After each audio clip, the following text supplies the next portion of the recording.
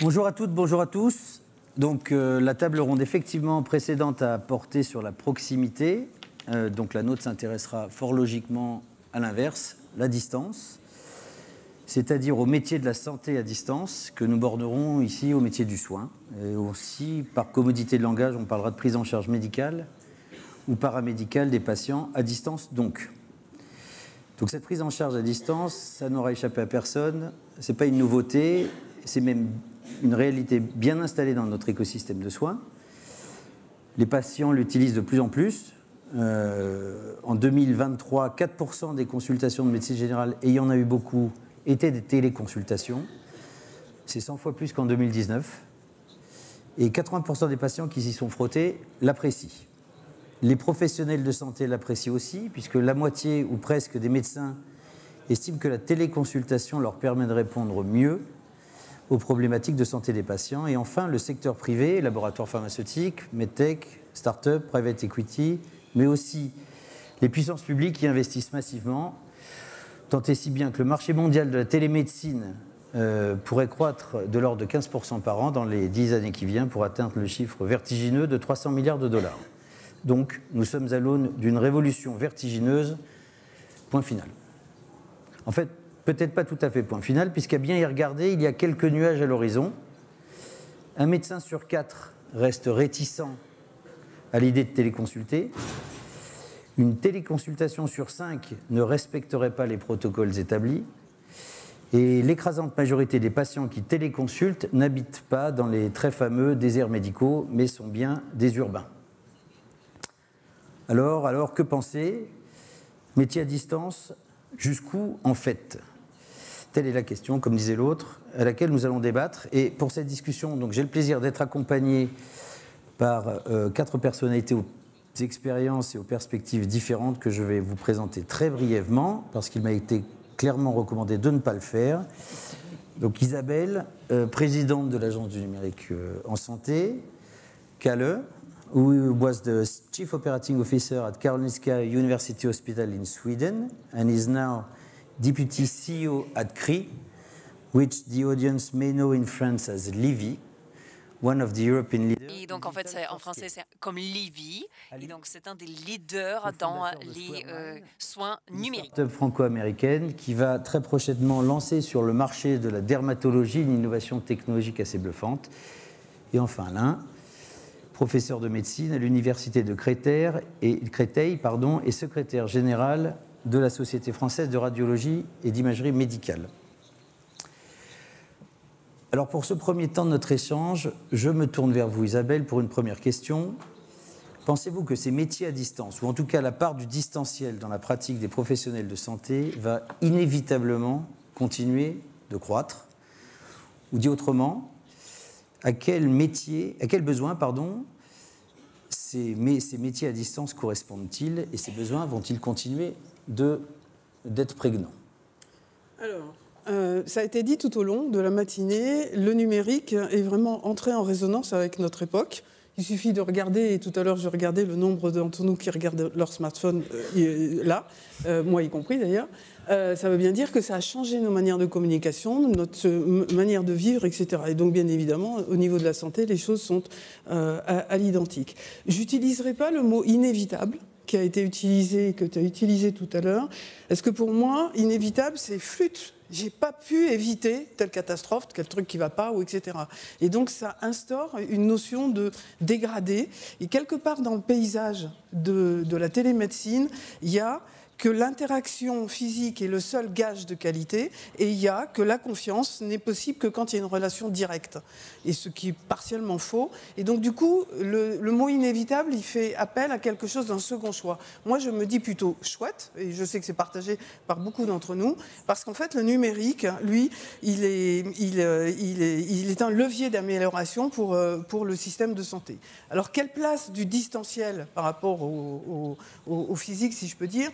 Pour moi, la seule règle, c'est que c'est le patient et le professionnel, quel qu'il soit, qui vont fixer, entre guillemets, les limites. Mais les limites, elles ne sont pas fixes, elles évoluent dans le temps, bien évidemment, et l'appropriation change en fonction des époques, collectivement ou individuellement. Parce que chacun d'entre nous, on peut à un moment donné être favorable à quelque chose à distance et à un moment vouloir que ce soit fait différemment.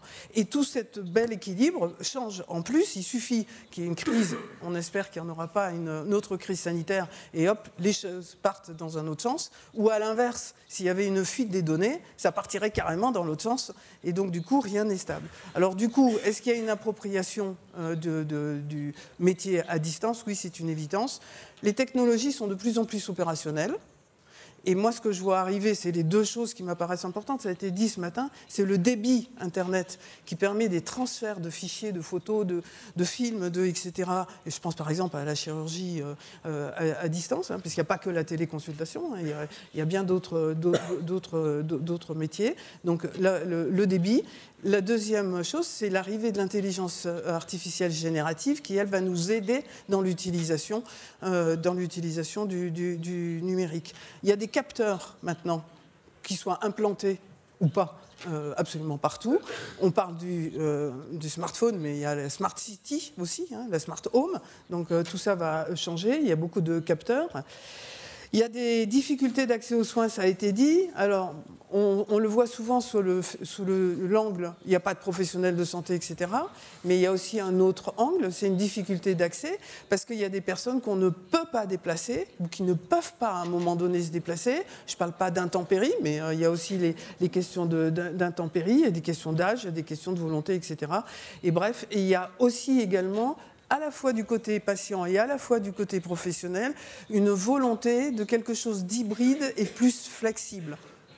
Tous les professionnels le disent, mais le patient aussi, ça a été dit ce matin dans une table ronde, où oui, j'ai envie de plus de flexibilité. Voilà. Donc personnellement, je suis intimement convaincue qu'il va y avoir de plus en plus de métiers qui vont pouvoir s'exercer à distance. Le seuil et le quantum, il va dépendre des uns et des autres, de ce que les uns et les autres ont envie de faire ou vont accepter. Before Calais, you have a deep experience of remote care. Vous avez beaucoup d'expérience en Europe partout, pas seulement en France. Alors, par rapport à ce travail à distance, alors pourquoi est-ce que les professionnels de santé viennent vous voir et est-ce qu'il va y avoir une expansion dans ce sens-là? Oui, merci beaucoup. Bon, je pense qu'il y a un suivi par rapport à ce que ma collègue vient de dire ici. Donc, il y a en fait deux choses qui font en fait à ce que ce soit inévitable dans l'avenir. Donc, d'une, c'est que en fait, il y a la distance par rapport aux patients et par rapport aux praticiens. Donc, on voit aujourd'hui que sur le marché, il y a beaucoup d'inégalités. Donc, il n'y a pas tout le monde qui vit dans les villes et les médecins vont forcément vivre là où la population est. Et donc, ils vont avoir un très bon accès dans ce cas-là, s'ils sont bien entourés, les patients sont autour des docteurs, etc. Mais s'il y a quelqu'un qui est un petit peu plus à distance, qu'il y a des problèmes avec le transport, etc., eh bien, les problèmes d'accès se posent immédiatement. Et ça, c'est quelque chose que l'on ne peut pas accepter. Et cela signifie qu'il faut qu'on puisse trouver une correspondance entre l'offre et la demande. Et la seule chose pour pouvoir faire cela, c'est d'avoir ce travail à distance. Et donc, c'est une des raisons pour lesquelles cela est inévitable. Et la deuxième raison, c'est la raison financière. Parce qu'aujourd'hui, nous avons pratiquement 99% que nous fournissons de soins de santé dans les endroits physiques. Et donc ça coûte beaucoup parce que c'est l'infrastructure, parce qu'il y a en fait les labos, il y a les machines, etc., etc. Mais si vous regardez en fait les données par rapport à ce que les gens font dans ces endroits physiques, vous allez voir qu'aux alentours de 60% de toutes les visites ne vont pas utiliser cette infrastructure existante parce que tout simplement les gens vont rencontrer le médecin, vont passer du temps à parler l'un à l'autre. Et donc c'est pour ça qu'il faut qu'on puisse transposer cela à un autre espace, l'espace qui est moins cher, par exemple, pas les hôpitaux, pas les cliniques, etc. Et donc c'est pour ça que nous avons aussi besoin de recourir à ce qui est à distance. Et donc pour votre question, pour nous, donc en fait nous avons actuellement 4000 praticiens qui travaillent avec nous en Europe, pas seulement en Norvège, mais dans toute l'Europe. Et donc ils viennent viennent pour plusieurs raisons, mais une des raisons, c'est que plusieurs praticiens, plusieurs médecins choisissent de travailler avec nous parce qu'ils ressentent une obligation morale de pouvoir améliorer l'accès aux gens, l'accès des gens aux soins dans d'autres bouts de chaque pays. Donc, c'est une des raisons pour lesquelles les gens veulent rejoindre ce système. Et l'autre raison, c'est d'avoir un petit peu plus de flexibilité dans la vie, c'est-à-dire d'avoir une journée ou 2 journées de travail à domicile au lieu d'avoir à se déplacer jusqu'à son site, son unité, son cabinet, etc., etc. Donc ça, ce sont les 2 raisons principales. Merci beaucoup. Le remote care, c'est inévitable, ça va continuer à se développer. Alors Ali, on va faire un petit exercice, c'est pas facile. La question, c'est pas on ira jusqu'au statu quo, la question c'est qu'on ira loin. On va faire un petit peu de science-fiction sans aller trop loin dans la science-fiction. On se met en 2035, on se met en 10 ans. Comment vous voyez la prise en charge d'un patient en dermatologie, que vous connaissez bien, et en particulier la place des métiers à distance là-dedans? Oui, bien sûr, je peux parler de la dermatologie que je connais bien en tant que spécialité. Avant de parler peut-être du futur, on peut parler du constat actuel en dermato. Le constat aujourd'hui, il est clair, il est inquiétant. C'est que l'essentiel du territoire français est ou est en passe de devenir un désert médical en dermatologie. Il n'y a qu'à voir les temps d'attente pour accéder à un médecin, un dermatologue, qui peuvent aller parfois jusqu'à 12 mois quand on arrive à prendre un rendez-vous et que le praticien veut bien prendre de nouveaux patients. Il y a cet enjeu, il y a aussi un enjeu territorial aujourd'hui, puisque dans beaucoup de régions, c'est le constat, il faut parcourir parfois des centaines de kilomètres pour accéder aux praticiens. Donc l'enjeu majeur très fort dans cette verticale, mais comme d'autres, c'est un enjeu d'accessibilité géographique et d'accessibilité temporelle, en particulier dans le cadre du dépistage. Malheureusement, si vous attendez 12 mois et que vous êtes en train de développer un mélanome, c'est un petit peu embêtant. Donc qu'est-ce qu'on fait par rapport à ça? Aujourd'hui, la télédermatologie, donc on est sur le sujet de la médecine à distance, elle est assez, je dirais, inopérante compte tenu des outils à notre disposition. C'est malheureusement pas avec un smartphone qu'on peut permettre à un praticien de correctement superviser, pourquoi pas, un patient à distance. Ce qu'on a développé, mais comme d'autres sociétés, mais ce sont donc si on se projette dans le futur, et pas forcément en 10 ans, mais dans quelques années, on peut parfaitement imaginer dans quelques années le fait de, en tant que patient, prendre un rendez-vous à 6 mois, 1 an ou 2 ans selon son niveau de risque, aller soit dans un centre de prévention qui est assez proche, soit avoir un dispositif itinérant qui vient vers nous. On parlait des maisons de santé. Et donc on va dans ces centres, on se fait scanner, on se fait numériser en quelques minutes, et donc on génère par exemple un avatar numérique haute fidélité de la peau qu'un praticien expert peut revoir en distanciel parce qu'il a l'exhaustivité du corps, mais aussi le niveau de définition, de standardisation dans l'imagerie qui lui permet de travailler tout simplement. Et donc ça, est-ce que c'est la réponse à tout? Certainement pas. En tout cas, dans de nombreuses situations de déserts médicaux, c'est une réponse qui peut permettre de pallier le manque de médecins, parce que je pense que c'est assez illusoire d'imaginer qu'il y aura des dermatologues dans l'ensemble des territoires français. Donc c'est un exemple parmi d'autres de ce que la technologie de pointe peut amener en termes de télémédecine. Et du coup, parce que je me fais scanner, je suis comparable à une masse de données, donc de patients partout dans le monde. J'imagine, de l'intelligence artificielle qui permet de diagnostiquer et détecter. La place du dermatologue de ville, par exemple, la place du médecin est où, finalement, là-dedans? Est-ce que dans 10 ans, en fait, on a des cabines, on se fait scanner comme dans les films, et puis... C'est clair, il est toujours au centre du jeu. Le praticien, il est là pour analyser et mettre son temps et son expérience au service du diagnostic. Il peut être aidé par des assistants, des compagnons d'intelligence artificielle. Se pose ensuite la question de la continuité du soin. Il y a 2 cas de figure. Soit le praticien ne voit rien d'inquiétant, rendez-vous dans 1 an, soit je vois quelque chose et qu'est-ce qui se passe? Et donc là, il y a un enjeu un peu de territorialité ou de préférence.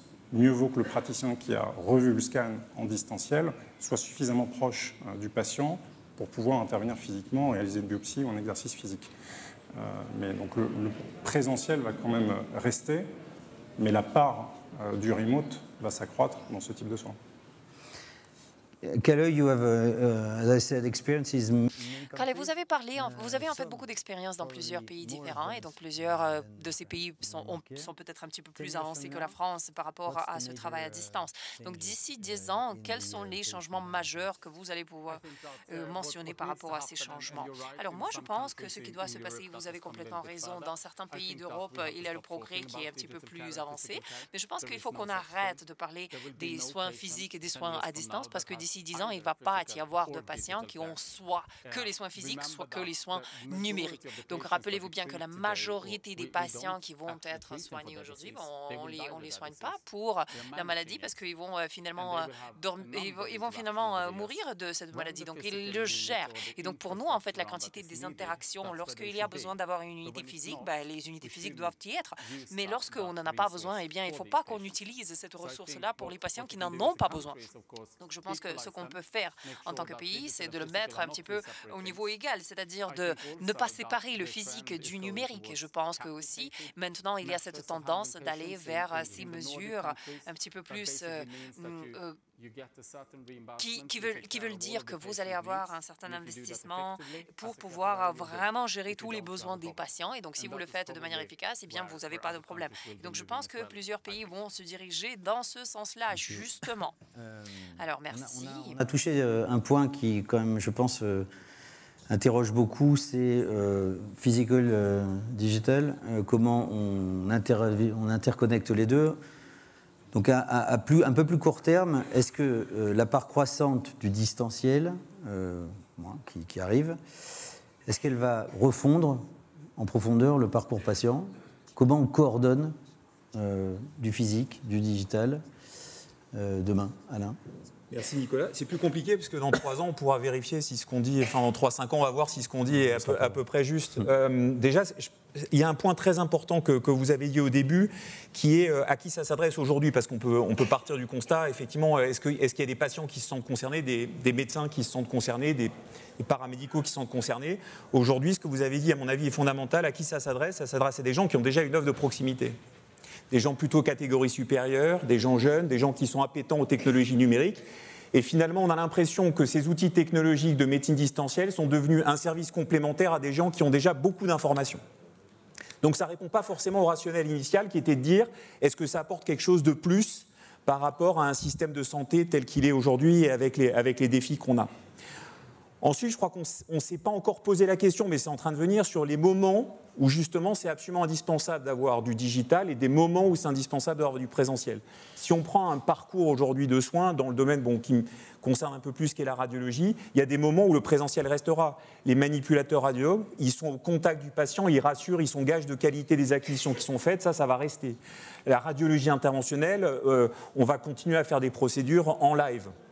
Par contre, il y a des domaines, par exemple, quand un patient vient à des heures très tardives, a besoin d'une expertise, on voit très bien la place de cet outil digital et il est déjà en place, il s'est parfaitement mis en place. Donc je crois que ça, on ne l'a pas encore bien défini, ces moments et cette articulation, je pense que ça, c'est très important. La troisième chose, c'est que je pense qu'on n'a absolument pas fait la révolution technologique qui va avec.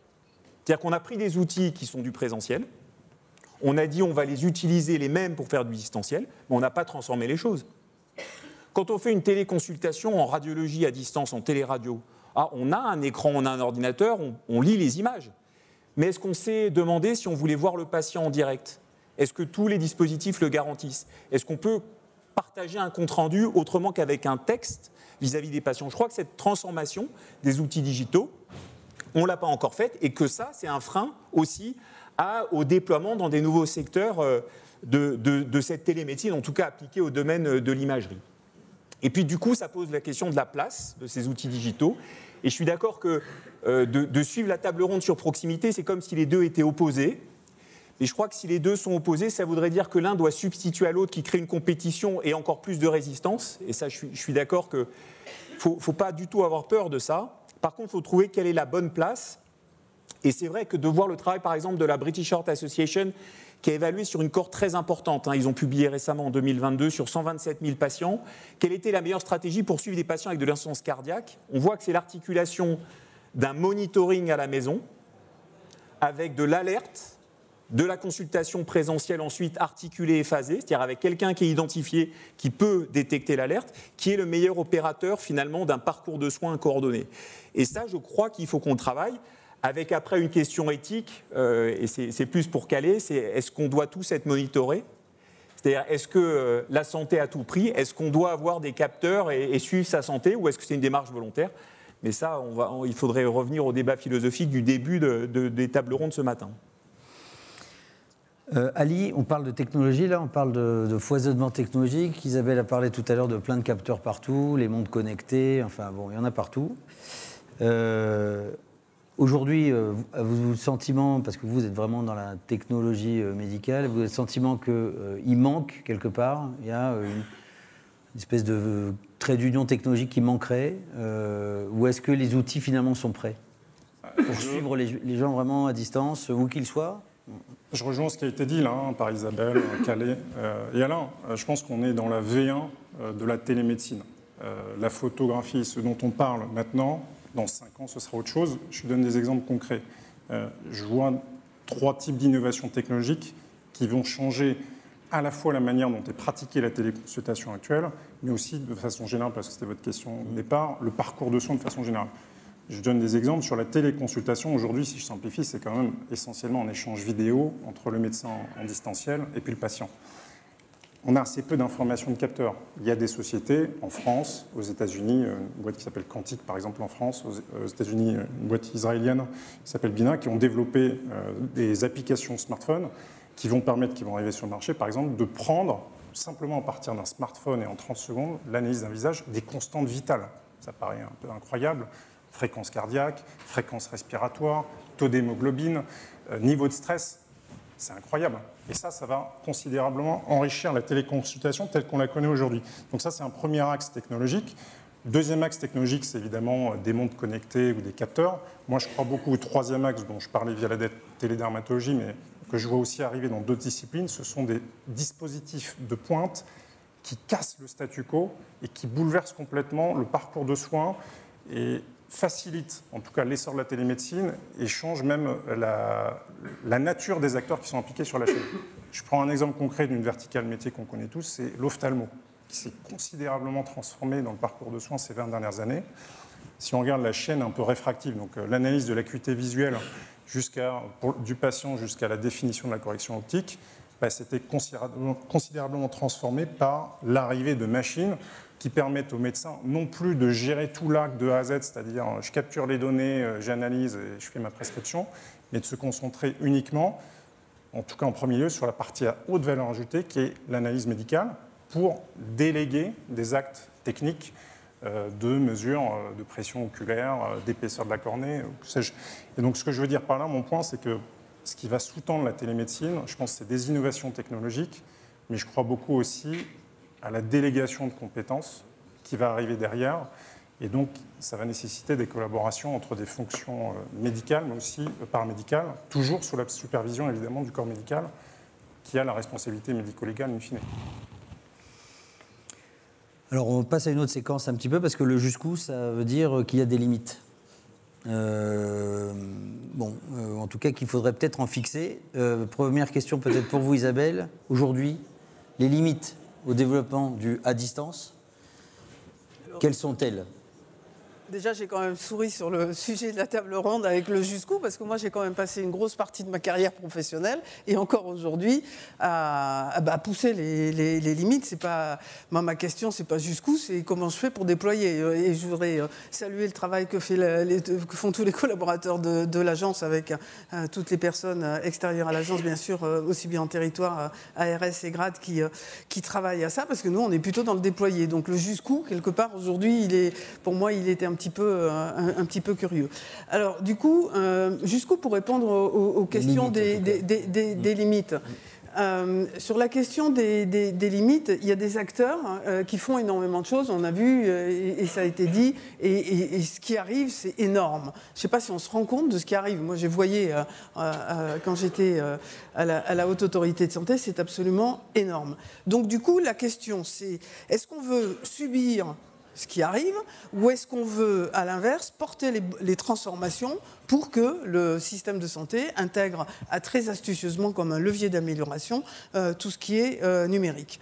Donc, comme on est persuadé que le numérique peut et doit apporter un plus, ça veut dire que est-ce qu'il faut laisser carte blanche à tout le monde? Non. Ça, c'est sûr. Il faut un cadre. Mais je pense bien à ce qu'a dit Guy ce matin. Les normes, les machins, les référentiels, les décrets, les arrêtés, tout ça, c'est un peu casse-pied. Néanmoins, il est quand même intéressant en matière de télésanté, ce n'est pas télémédecine, mais télésanté, de mettre un cadre. Et après, les acteurs évoluent dans le cadre. Et dans le cadre, ça veut dire qu'il est donc assez large, mais il y a des lignes rouges à ne pas dépasser. Par exemple ? Par exemple. Le cadre qui est mis actuellement, parce que là, sauf erreur de ma part, les textes sont parus, ça concerne le professionnel de santé. Professionnel de santé, il doit respecter sa déontologie, parce que j'entendais tout à l'heure qu'il y avait des questions sur ces questions-là, et respecter les conventions que chaque métier a signées pour la télé-santé. Du point de vue technique, le cadre, c'est l'interopérabilité, la sécurité, on ne doit pas badiner avec ces questions-là, et évidemment l'éthique sur l'usage des données, etc. Donc ça c'est pareil, c'est ligne rouge, et donc voilà. La Haute Autorité de Santé a fait des documents sur la question du lieu et sur la question de l'environnement. Il est évident qu'on ne peut pas mettre une téléconsultation, tiens là ici au milieu devant tout le monde, ce serait impossible, et évidemment non faisable. Après il y a la question des structures qui engagent des professionnels de santé, puisque c'est une vraie question, et ceux qui salarient donc des professionnels de santé. Donc maintenant, là aussi, tout est paru. Il y a d'abord un certificat de l'agence, de l'ANS. Ce certificat, c'est pour toutes les questions techniques. Je vais vite et je ne vais évidemment pas dans le détail. Et puis, c'est le ministère qui donne un agrément à ces sociétés. Sauf erreur de ma part, aujourd'hui, il y en a 3 qui sont agréés. Cet agrément, c'est tous les 2 ans. Et donc, du coup, ça, c'est des choses, si vous voulez, qui sont fixes.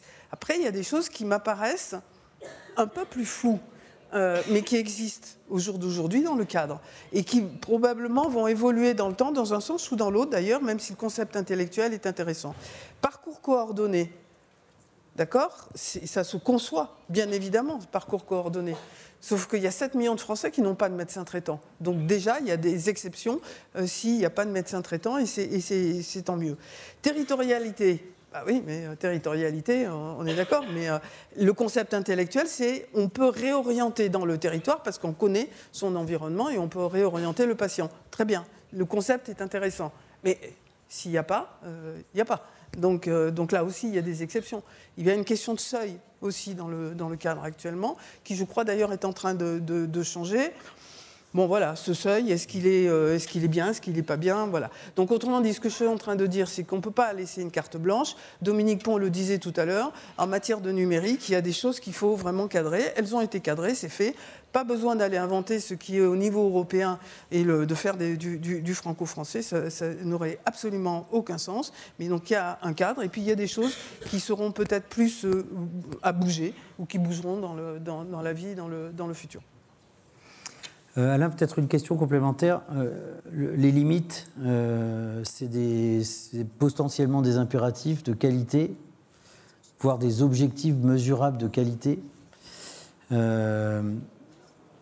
autour de professions médicales. On peut penser, c'est quoi la qualité du service médical, la satisfaction des patients, des objectifs financiers, enfin, bon, voilà, des choses qui sont...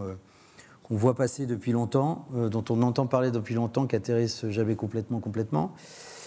Est-ce que vous voyez des indicateurs de qualité particulièrement intéressants, d'expérience par exemple, à mettre en place à l'avenir pour garantir donc cette qualité de la distance, du travail à distance, de la télémédecine, pour tous ? Alors, c'est compliqué sur le plan de définir des indicateurs très précis. Je crois d'abord sur les populations qui accèdent à la télémédecine comme à un outil supplémentaire d'accès aux soins et à la santé. Je pense que ce serait important qu'on ait une cartographie beaucoup plus détaillée que ce qu'on a aujourd'hui. Si je prends l'exemple, par exemple, des réflexions canadiennes qui avaient réfléchi un moment à déployer, alors c'est un peu de la télémédecine, mais un peu extrapolé, de déployer des modules radiologiques déportés en avion dans des territoires qui sont isolés. On voit bien que le Canada est vaste et qu'il y a des territoires isolés. Avant d'établir ce plan, il y avait une cartographie géographique qui avait été faite, multiparamétrique, à la fois sur des critères démographiques, sur des critères d'accessibilité aux moyens de transport habituels, mais aussi aux données numériques. C'est-à-dire, est-ce que là où je veux vraiment, j'ai besoin de mettre ça, j'ai tous les outils numériques qui vont permettre ensuite de travailler. Est-ce qu'on a fait cette cartographie ? Je ne sais pas. Je pense que notamment dans le domaine du suivi des populations gériatriques dont on a entendu tout ce matin, et je ne peux qu'aller vers ça avec le groupe SFR gériatrie qu'on met en place, que ça va être le défi de demain pour tous les soignants, de faire face au bien vieillir, au mieux vieillir. Est-ce qu'on a une cartographie de l'accès aux soins des populations qui sont parfois en situation de handicap, y compris d'un handicap qui rend difficile un accès à toutes les technologies que nous manipulons tous les jours ? Première chose. Deuxièmement, il y a des indicateurs qui sont eux-mêmes exprimés par les patients de satisfaction patient, et qui sont basés, effectivement, qui reposent aussi sur la confiance que ce n'est pas une offre dégradée. Et les régulations qui sont faites, les chartes qu'on fait, c'est aussi pour garantir qu'on a la même qualité de soins en télémédecine qu'en présentiel, et que donc on peut l'utiliser d'autant plus. Puis le troisième marqueur, moi je pense que c'est les technologies. Vous l'avez dit, c'est un enjeu majeur, y compris sur la robotique chirurgicale. Mais pour autant, dans la dernière méta-analyse qui a été faite sur est-ce que ça s'est déployé, non, il y a encore des freins, parce que le temps de latence, même si on est sur des temps de latence de moins de 200 millisecondes, ben malgré tout, ça reste un frein pour qu'on fasse tous de la chirurgie à distance et qu'on concentre les moyens. Donc là aussi, troisième marqueur sur la techno, est-ce qu'on est capable d'aller plus vite que la 5G, tout en étant soutenable ? Parce qu'on est dans un environnement aussi où on a une préoccupation des consommations supplémentaires qu'on fait. Est-ce que c'est soutenable ? Voilà, c'est un équilibre sociétal en fait. Et les enjeux de santé, c'est ça qui est passionnant, c'est que c'est un enjeu de réflexion sociétale sur le devenir de nos pays et du monde. Sociétale, transition toute faite. On n'a pas parlé d'un point, et ce sera le dernier grand thème de ce débat. C'est le nerf de la guerre. C'est-à-dire c'est les sous, c'est le financement.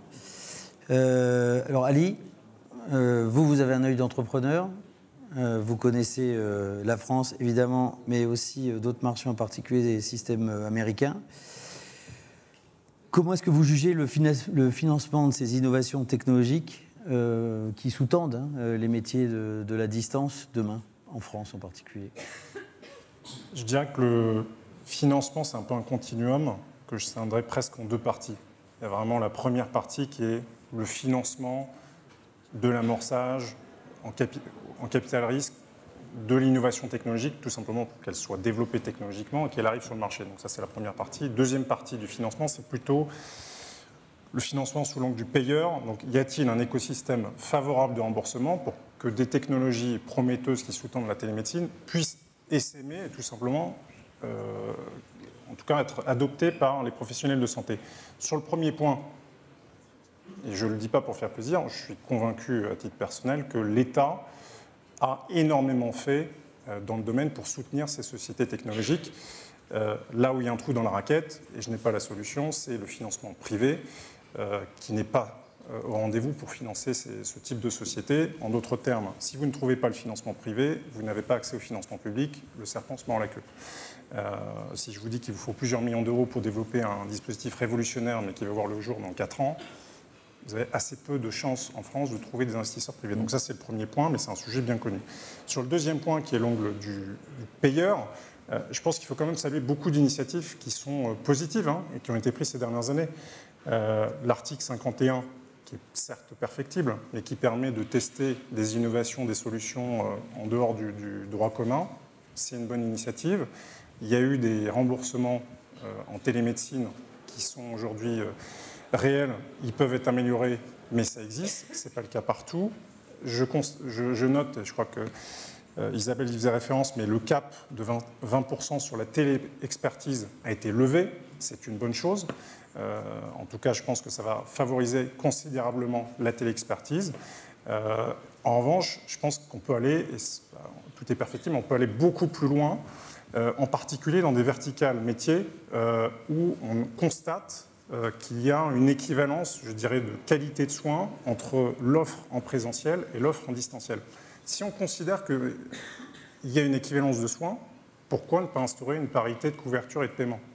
Je prends un exemple, aux États-Unis, il y a plus de 30 États américains, c'est le double d'il y a 5 ans, qui ont des lois aujourd'hui en place pour assurer, dans certains types d'actes, une couverture à part égale de paiement. Donc ça veut dire qu'en tant que praticien, je suis payé de la même manière que j'exerce l'acte en présentiel ou en distanciel. Et on voit que ça essaime énormément en santé mentale. Dans le suivi des patients qui ont de l'hypertension, c'est plus de 50 millions d'Américains, c'est aujourd'hui en place dans plus d'une quinzaine d'États.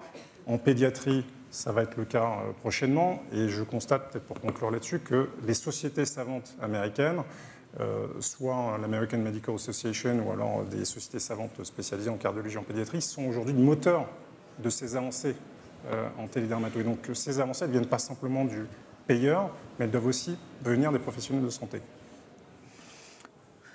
Alors je me tourne vers vous, Caleb. In France, as you said earlier, en revenant à vous, Calais, donc vous avez parlé de la France, vous avez parlé de ce cap, et donc en fait, donc c'est surtout par rapport aux consultations qui sont là, et donc c'est surtout paiement par consultation. Et donc vous connaissez d'autres modèles qui existent, surtout par exemple en Suède. Est-ce que vous pouvez peut-être nous décrire comment est-ce que ça marche en vie réelle et quels sont en fait les avantages et les inconvénients de ce système? Bon, je pense que pour le Suède, mais aussi pour tous les marchés nordiques, vous avez en fait cette captation qui est là et qui pour certaines raisons, en fait, c'est pas possible de faire le budget pour toute la nation si vous avez en fait ces modèles qui sont basés sur ce genre d'action, surtout si vous commencez à séparer ce que vous payez pour un type particulier de visite. Et donc ça, c'était en fait une erreur très grave qui a été commise en Suède, c'est que vous aviez en fait un frais pour la consultation physique et un autre pour la consultation téléconsultation. Et donc ça, en fait, ça a vraiment guidé les patients dans d'autres directions qui n'étaient pas basées sur leurs besoins ou sur ce qui leur convenait au mieux. Donc vous savez, en fait, la capitation, ça veut dire que vous allez être payé un certain montant parce que vous prenez soin d'un client pour les soins primaires, etc. Et puis par la suite, quand vous allez faire une consultation, qu'elle soit à distance ou qu'elle soit physique, peu importe, vous voyez.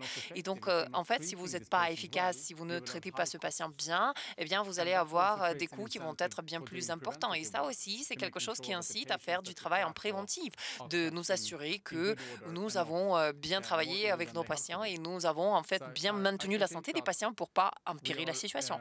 Je pense que nous sommes en ce moment en train de parler des différentes réglementations par rapport à la qualité, des différentes règles, etc., pour le cas physique et pour le cas numérique, et donc pour le cas à distance. Et je pense que ça, c'est une erreur. Et donc, pour les pays nordiques, ils ont dû vraiment abandonner ce système parce que peu importe que ce soit en physique ou en distanciel, peu importe, les résultats doivent être les mêmes, les résultats attendus. Et donc, on doit vraiment les considérer de la même manière. De notre temps, peut-être en guise de conclusion. Donc, il y a beaucoup un certain nombre de représentants autour de nous, de l'industrie pharmaceutique, des technologies médicales, des financeurs publics, privés.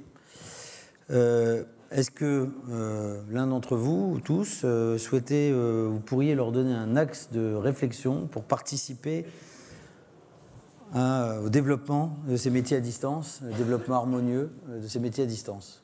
Une idée? Intégrer tout le temps le numérique, ne pas laisser le numérique sur le côté du chemin. Dans toutes les réflexions. Je me réjouis d'ailleurs que la Haute Autorité de Santé, dans son dernier document sur le TDAH, a intégré complètement dans ses recommandations la partie numérique. Il faut que tout le monde l'intègre.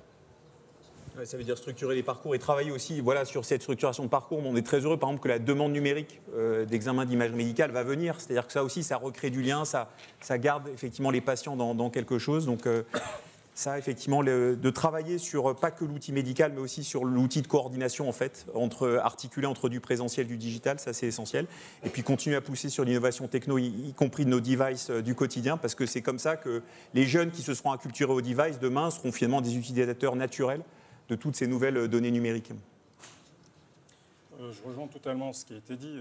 L'e-santé, ça va être un des vecteurs de transformation de notre système de santé. Le statu quo aujourd'hui n'est juste pas tenable. Donc mon seul message aux décideurs publics, c'est continuer à oser, il faut impérativement continuer à prendre des risques. C'est le seul chemin pour réussir et trouver des solutions heureuses à la solution actuelle. Moi, je pense que ce dont on doit parler, d'où que vous venez, que vous soyez pharmacie ou que vous soyez acteur d'État ou acteur privé, donc je pense que la plupart des patients ne vont pas venir pour une seule visite. Pour la plupart, il s'agit d'un parcours. Et donc, si vous ne rajoutez pas le numérique là-dedans, eh bien, vous allez être bloqué dans un système dans lequel il va y avoir beaucoup de lacunes entre les différentes étapes. Donc, vous ne pouvez pas du tout mesurer ce que vous faites et c'est très, très difficile de réduire les ressources et avoir une très, très bonne qualité. C'est pour ça que je pense, penser à vraiment utiliser les outils numériques en tant que moyen pour pouvoir accomplir ce dont ces secteurs ont besoin, c'est vraiment le chemin à entreprendre.